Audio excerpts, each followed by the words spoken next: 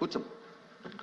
అధ్యక్ష, ఇది చాలా సెంటిమెంట్తో కూడుకున్న అంశం అధ్యక్ష. విశాఖ స్టీల్ ప్లాంట్ ఇది ఇందాక వాళ్ళు చెప్పినట్టు ఇది ఒక పార్టీకో లేదా ఒక వ్యక్తికో ఒక సంస్థకో సంబంధించింది కాదు అధ్యక్ష. ఇది విశాఖ హక్కు, ఆంధ్రుల హక్కు. ఉమ్మడి రాష్ట్రంలో ఉన్న ఆంధ్రుల తాలూకు హక్కు అధ్యక్ష. 32 మంది ప్రాణత్యాగాలతో అయింది. ఇందాక మంత్రులు మాట్లాడుతున్నప్పుడు 1-2 విషయాన్ని వాళ్ళు చెప్పడం జరిగింది.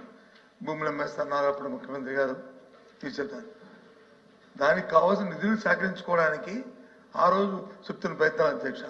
ఈ 6 నెలల కాలంలో విశాఖ స్టీల్ ప్లాంట్ భూముల్ని 2 దఫాలుగా ఉన్న కొన్ని పీసుల్ని ఇప్పటికే ఆప్షన్లోకి నోటిఫికేషన్ ఇచ్చిన సందర్భాన్ని కూడా ఒకసారి గుర్తు చేస్తాను అధ్యక్ష.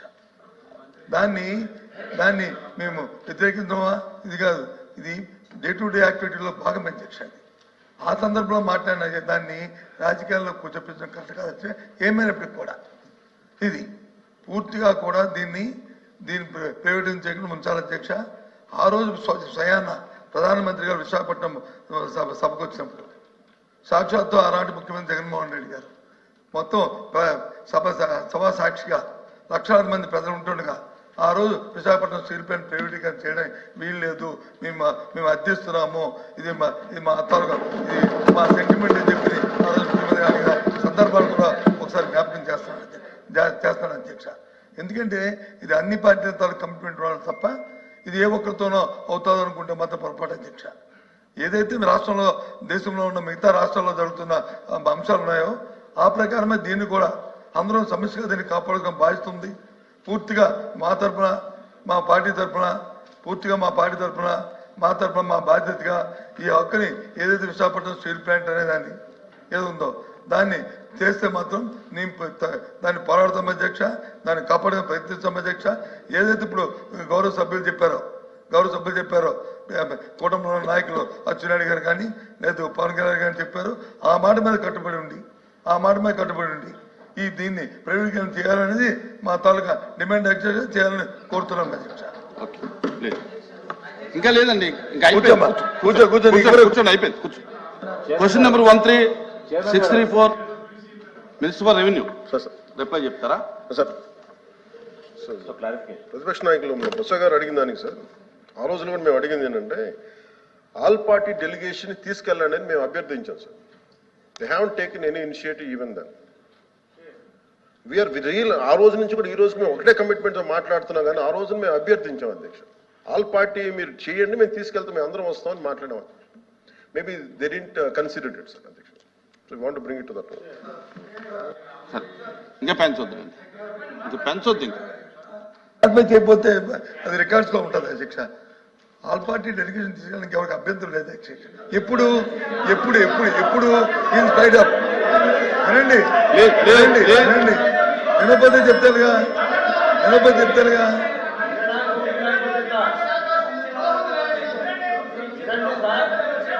వినండి దయచేసి వినండి.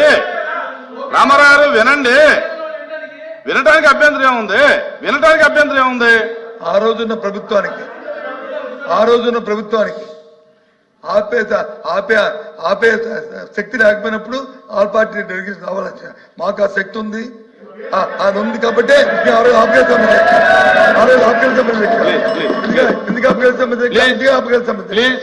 ఇవాళ దయచేసి అది చేయమని చెప్పి రిక్వెస్ట్ చేస్తున్నాను. కూర్చోండి సార్. అచ్చెన్నాయుడు గారికి పంచకండి. కూర్చోమ్మా.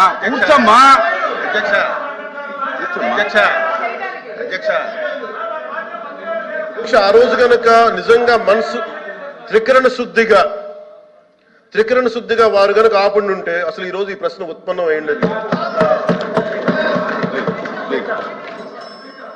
అధ్యక్ష క్వశ్చన్ ఇస్ ఓవర్. కూర్చోండి. కూర్చోండి ప్లీజ్ కాంట్రవర్సీ అవుతుంది. Question number 13634 minister for revenue minister గారు ప్లీజ్ కూర్చోండి. అయిపోయింది, కూర్చోండి. కూర్చోండి. అయిపోయింది. క్వశ్చన్ అయిపోయింది. కూర్చోండి ప్లీజ్. కూర్చోండి.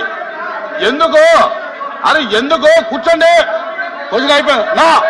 నా మీరు ఇలాగా కూర్చోవయ్యా స్వామి, కూర్చో కూర్చో, రాహుల్ కూర్చో.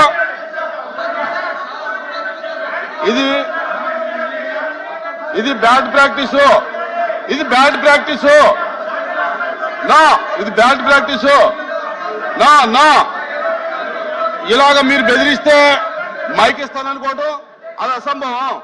మీరు ఈ రకమైన ప్రాక్టీస్ మానేయండి, మీరు ఈ ప్రాక్టీస్ మానేయండి. నా నా నా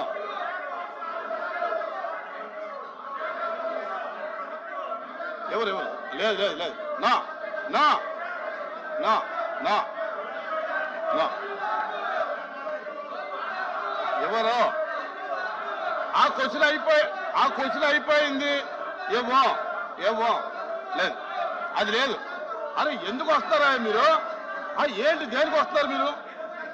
మీరు దేనికి వస్తారు చెప్పండి. మీరు దేనికి వస్తున్నారు?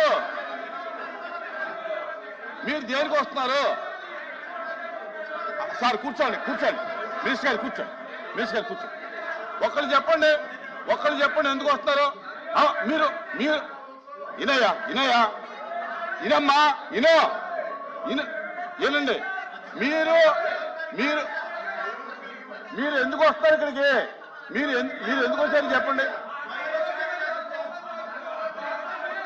ఏంటది? నా కూర్చోండి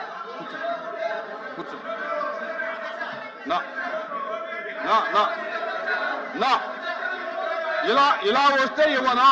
ఇలా వస్తే ఇవ్వను.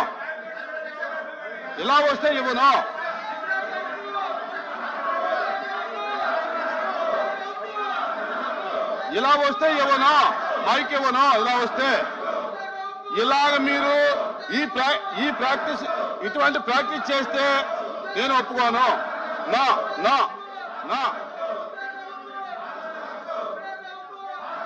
కూర్చోండి, దయచేసి కూర్చోండి. ప్లీజ్ కూర్చోండి. నా ఇవ్వను. ఇలా మీరు ఈ రకమైన ప్రాక్టీస్ చేస్తే ఇవ్వను.